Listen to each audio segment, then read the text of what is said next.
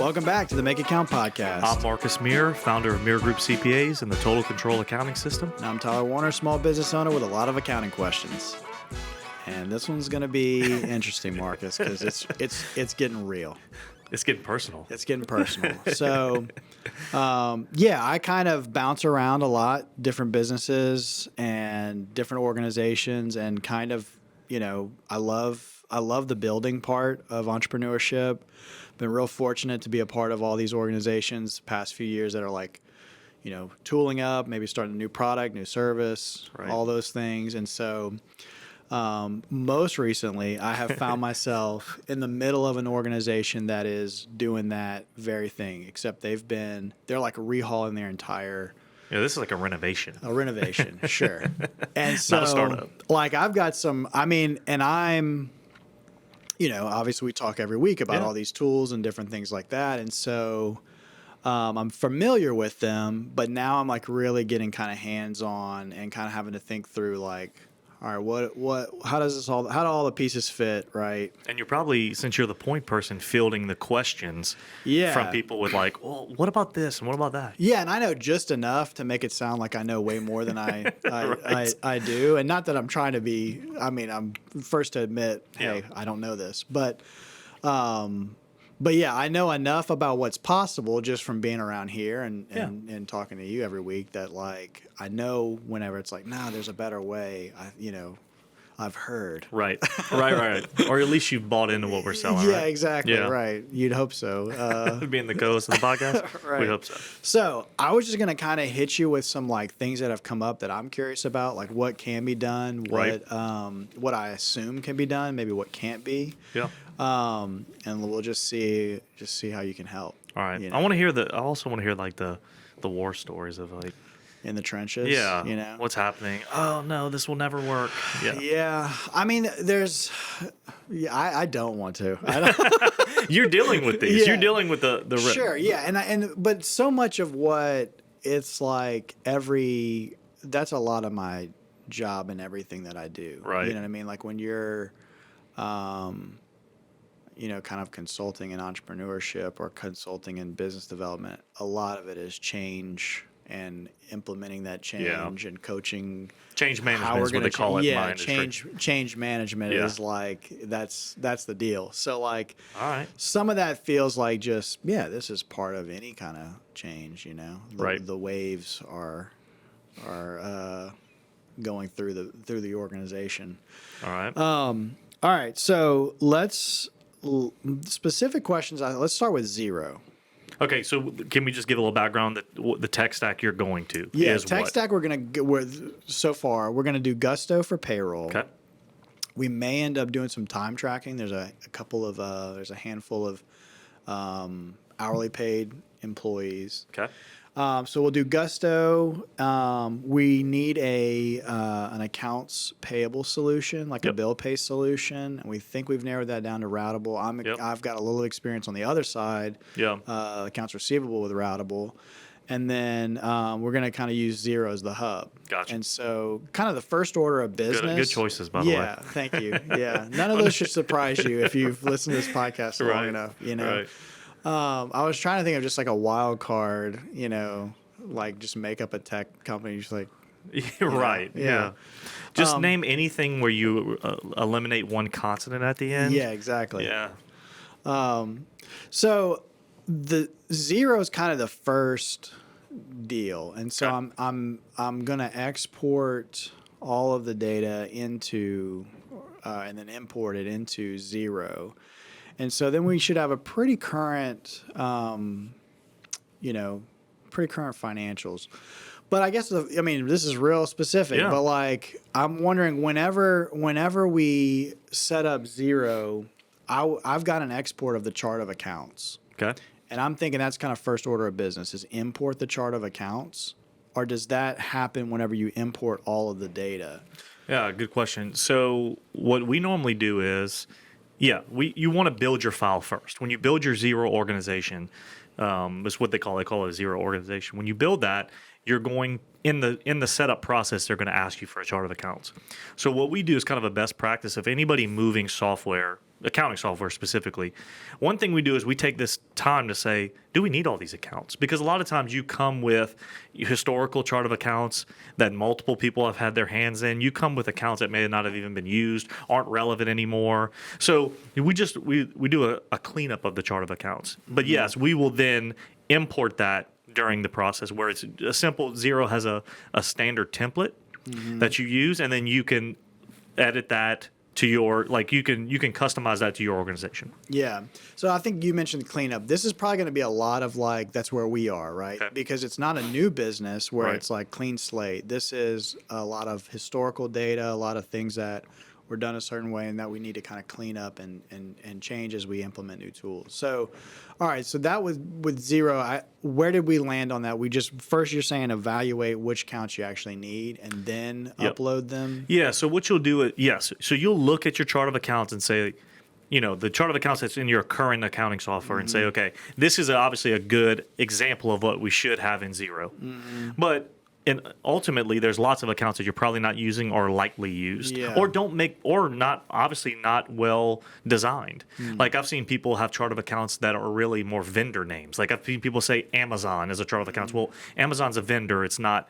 Right. Supplies would be the chart of accounts. Yeah, The account. Yeah. So I mean, just take this time to really look at and say, do these things make sense? Like, this is the time now. It's like, kind of, I always say, the body's on the table. This is the time to get it right, to fix things, to make changes, and to make sure it makes sense going forward. Yeah.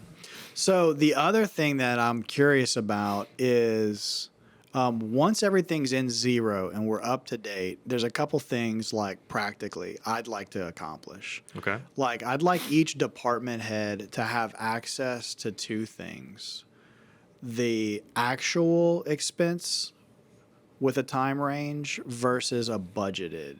Okay.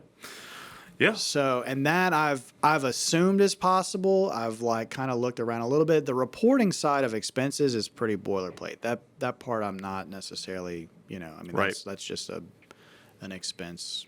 Yeah. So what you would do is you would bring them into reporting. So in Xero, you can give back kind of a backdrop on Xero is that you can have unlimited users, which is really a great feature. Yeah. Because if you've come in from the QuickBooks desktop world, you're limited. Your price changes based on how many concurrent users you have. You can only have so many concurrent users. But Xero's unlimited, and that's really a great tool, a great feature. But you can get somewhat granular on the access level of each users. Like, you could even have access level where people can just enter in spending money and receiving money. You can, they only have access to paying bills or getting paid. Similarly, you can give people access to reporting, which is where the request you're making would fall.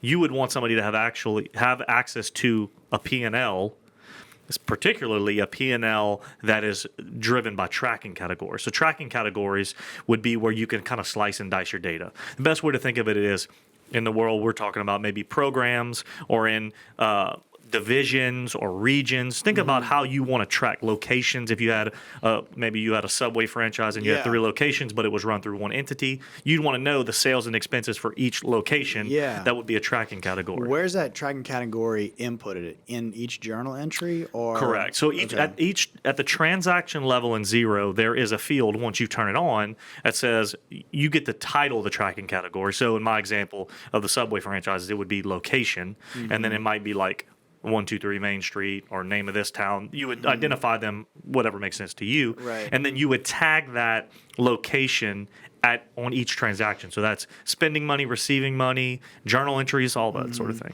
I wonder if I think I've done this where you can just include a P&L for different accounts. I mean, just the codes, right? Well, no. So you could. So in Xero, it's actually really cool.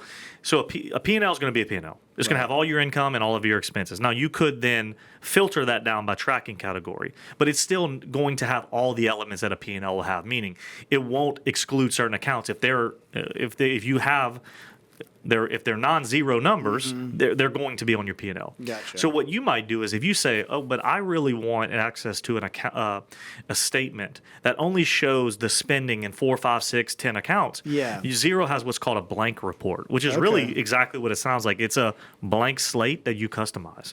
So you Okay. could build a report for somebody that says, listen, you don't need to.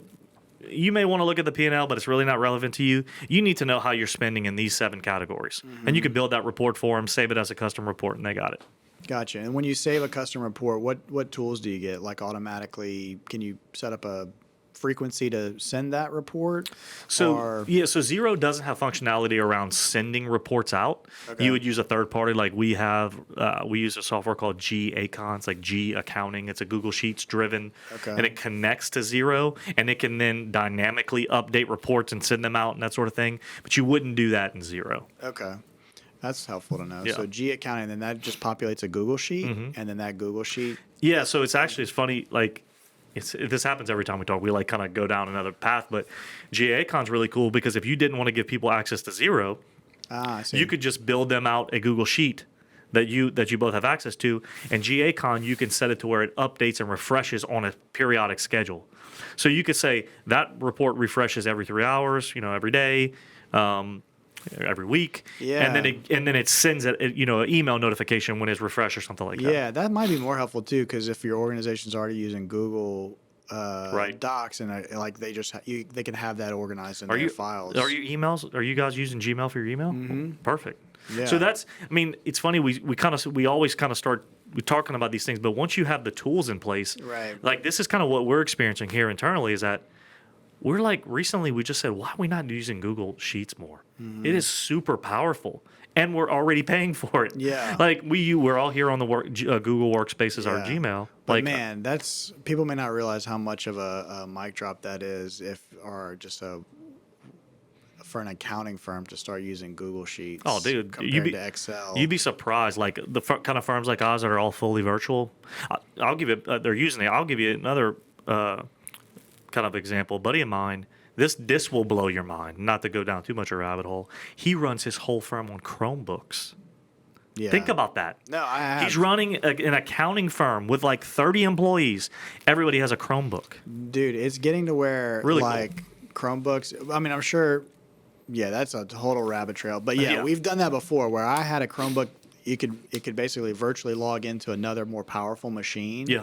And you can do everything. I mean, you can run it like it's If you have access to a web browser, you have Right. access to unlimited opportunities. Yeah. I think the takeaway of me bringing up GACon and Google Sheets is that once the data is in the cloud, meaning it's in Xero can push it places. Yeah. Like Xero's not going to do everything perfectly for every unique situation of business, but generally it's going to be able to push it somewhere where you can Yeah. manipulate and do things. GACon's a perfect example. It does things that Xero doesn't do, and that's fine. Yeah. All right. So a couple more things that are going to be real specific. Yep. So with Xero, and when we set up the bill pay through Routable, let's just assume we're going to use Right. Routable.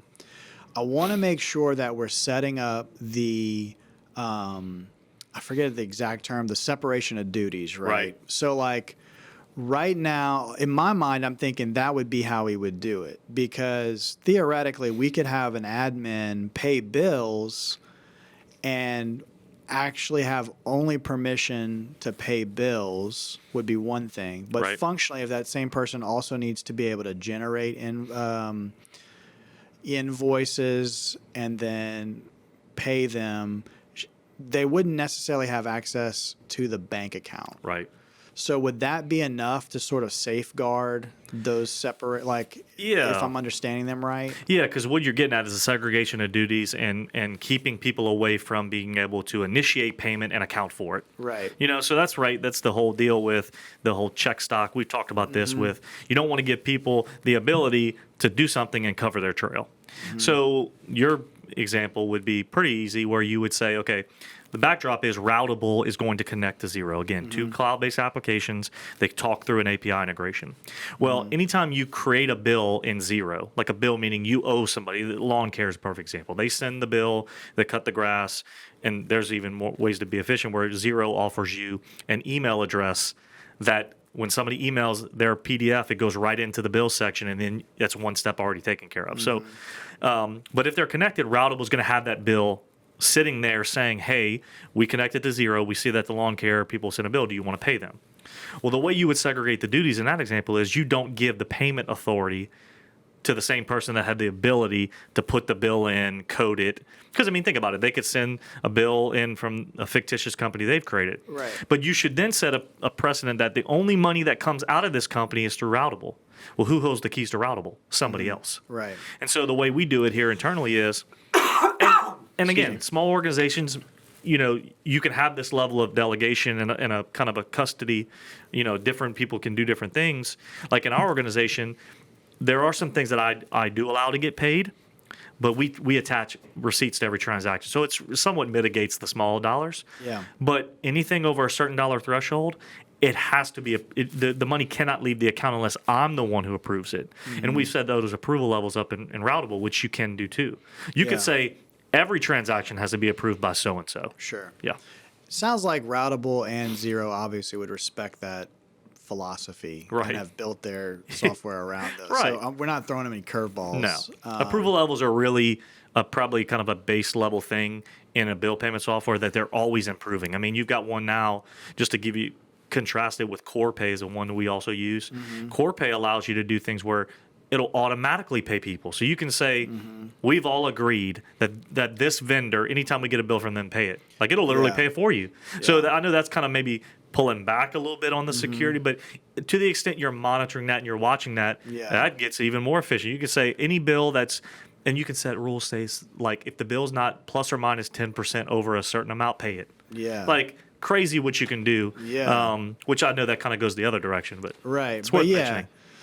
Yeah, I mean, it's your risk level and Yeah, what you're absolutely. willing to do. But think in if you're business I bring this up to somebody that's like a solopreneur. Wouldn't it be great if somebody could email you their bill? It gets in the bill payment system, and you've said, "Listen, if it's not 5% more than the norm, pay it." Yeah. I mean, and then it gets accounted for. Like, Right. Yeah, that's convenient. yeah. Sure. Okay, so now total different direction. All right. So in terms of recording the transactions, I have two questions. One, the technical, but then also just your experience on like actually seeing this in the real world, like how well it actually gets pulled off. So like in terms of receipts, like I know functionally every person could have the Xero app and take a picture of the receipt and then code it or just take the picture of the receipt. This is where I get a little confused because Yeah. like I know like when I've done it before, it's both. It's like the receipt and then the journal entry. Right. Or the But- accounting. Or the accounting. Yeah. But like I don't have the like how's that work in the real world where there's like multiple people doing it? That's a good question. I think I'd have to look at the different levels of access, but generally speaking, if somebody can enter through the Xero app, like a spend, what's in Xero, what they call it would be a spend money transaction. So a perfect example would be you're out taking somebody to lunch and it's you're spending on the company credit card. Xero offers the ability, like you're saying, to right then and there say I went to name your Roost Chris, spent $100. It was meals. Snap a picture of the receipt. The picture of the receipt gets tagged and attached to the transaction, and the accounting's done. But your question is, can you then? You've always had all of that functionality. I don't know the answer to that. Yeah. Okay. Yeah, that's where I'm wondering because like the scenario that we're working through is like it'd be convenient for them to just be able to keep the receipt. Like take a picture of the receipt and get there, but I don't know that they would be able to get 100% there. Well, see, this is what we could do. So, what we're talking about the Xero app, like meaning basically the Xero software in the app. But there's also a Xero app called Xero Expenses. So, what we could do is, as a workaround, not even thinking through about what levels of user access you would need to do all those things, you could give somebody the Xero Expenses app and just say, hey, when you spend money, whether it's on the company card or a personal expense to be reimbursed, you just go through this app. And so it's a separate app. It's a separate app called Xero Expenses, and you Okay. can give people access to expenses only. So you could just then know, well, they can request a reimbursement, which the functionality says that when they put the information in, which would be the vendor, the date, the amount, a snapshot of the picture of the bill, that would then come through as an accounts payable transaction. And if we're thinking this example through, that would then connect to routable. If you got them as a vendor set up a routable, couple clicks, they're paid or reimbursed. But if they spend on company money, it's just them telling you, hey, I went to lunch with so-and-so. Right. This should go to meals. Here's my receipt. I wrote on the receipt, I had lunch with Tyler Werner. We discussed X, Y, and Z. Right. Taken care of now. And So you so can just that- bring them into that app. Gotcha. And so that would be, that obviously syncs with Xero. Correct. But like, does it sync with the actual, like, would those line of expenses you match with the journal entry Well, they are. So from the bank feed, or? they are the account transaction. So the account transaction meaning that would be an entry in your ledger saying cash goes down. Like, let's just say we spent on a debit card. Okay. Cash goes down and meals goes up. That's Okay. that's the behind the scenes, the debits and the credits. Debit, expense, credit, cash. Yeah. That's happening when they do that. And then when the okay. bank transaction comes in, you match the two and say the bank's going to say, "Hey, we saw you spent $100 at Ruth's Chris. Does this agree? Is this the same transaction as the receipt you've already said where you spent $100 at Ruth's Chris?" Gotcha. They say yes, and now they're reconciled. Gotcha. So that expense app is actually real time connected. Absolutely. So if they as they do it, Yeah. it's updating your actual cash balance in Xero. 100%. Okay. It's updating whatever payment method they used. Okay. So if you gave them a credit card, the credit card balance is going up. If Okay. they used a debit card, your bank balance is going down. Gotcha. And But then whatever when- expense account they used is going up. Yeah. And then when Xero pulls the bank feeds or the credit card feeds, Yep.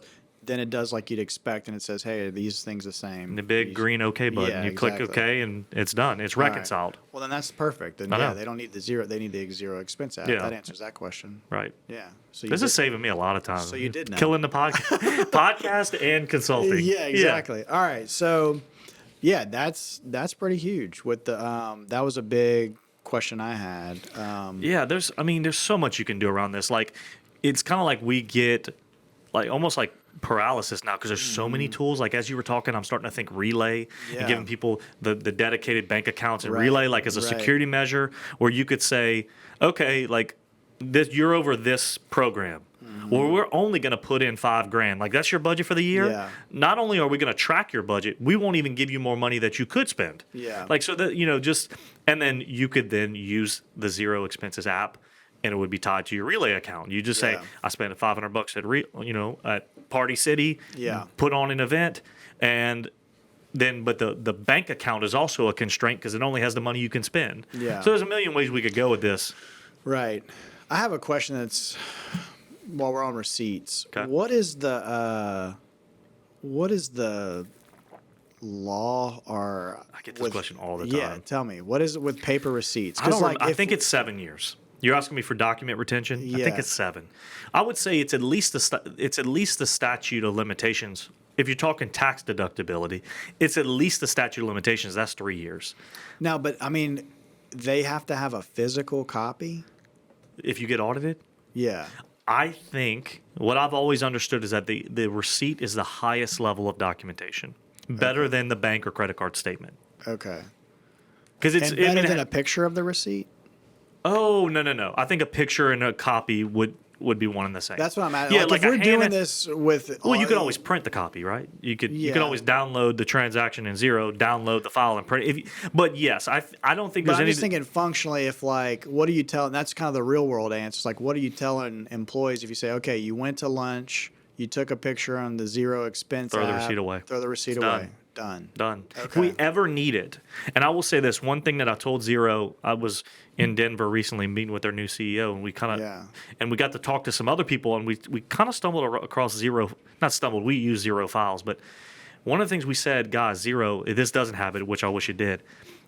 If you're attaching transactions to if you're attaching receipts to all your transactions, which is a common practice, we do it. Have the ability to bulk export. They don't right now. But could you imagine how powerful that would be to say, okay, I'm getting audited for meals and entertainment. Let me go do a quick search of all my meals and entertainment charges for this time period, and everyone that has a receipt attached, export it into a file, and you just hand that to the auditor. You want Gotcha. to go look through my receipt? That doesn't have it right now. Yeah. But I think that kind of functionality is coming. So to your point, you've thrown away the receipt, and now you can quickly get all the receipts in a export file. Mm-hmm. How powerful would that be? Yeah. Well, okay. That seems like a little nerve-wracking for like an organization that's been like, yeah, we always keep a receipt to throw I mean, away. you still can Yeah. do both. I mean, this isn't. It's still your organization, so you can do whatever you want. I'm just saying you have the receipt. Yeah. If you ever need to look for it, I mean, the transaction's there. You can search for it. You can say, I know it was. It was this place or this dollar amount or something. You can find it. But yeah, if that's gonna give you a heart attack or make you lose sleep at night, I would say just keep the receipts. Sure.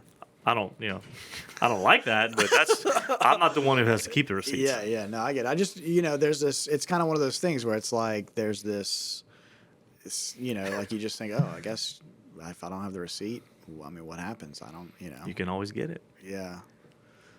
Well, no, I just mean like the myth around it is that like you have to have the physical copy. Oh, gotcha. Not just a picture of it being No. enough. Okay. Because I think the physical copy could easily come from the digital version. Yeah. But I don't think I think if you get audited out, my guess is you would, for the sake of an audit, you would print them out. Mm-hmm. Yeah. But I don't think you need to have them on file to hand to somebody. Right. Yeah. Gotcha. All right. I want to talk about Gusto reimbursements. You Okay. kind of mentioned that with the zero expense. Yep. And routable, but I Uh-huh. was thinking Gusto reimbursements because does it tie to payroll? It would be included in payroll.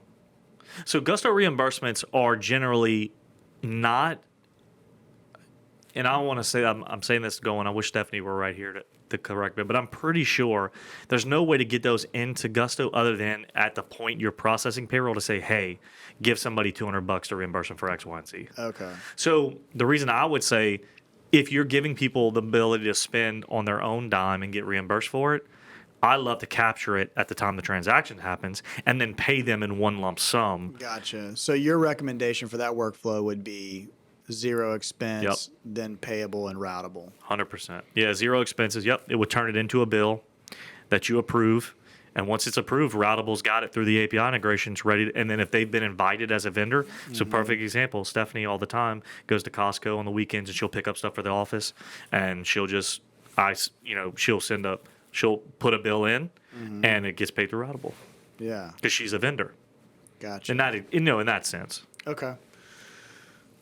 Man, I think that's it for now. Okay. Yeah, for now. I mean, there's probably some other details, but it sounds like that kind of covers it. And we've spent some time, But Any hesitations? It can't work like this, or why does it do that, or I don't trust it? no, anything? the receipts thing's a big one, and that was Okay. just more so. I mean, there's probably just because it's a little like it's just kind of a different way to do it. The accounts payable. Man, for receipts though, think about it this way. So receipts, are you saying you want the paper copy, or you don't want to be beholden to one person holding the copy? In that example, the one person being zero. Well, I'm just thinking like sales guys are like notoriously kind of like